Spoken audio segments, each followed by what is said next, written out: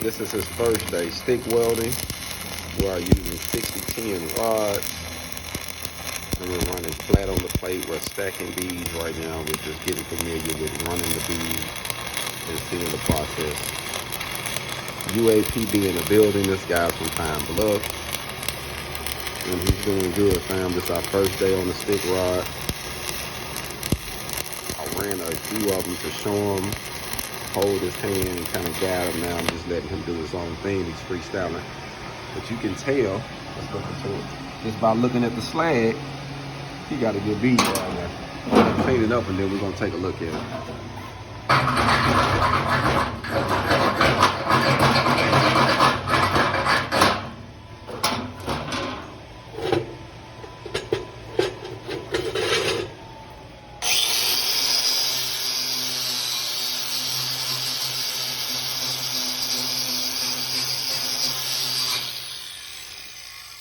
Look at it, fam. Let's see what he's doing. Woo! He got a bead, fam.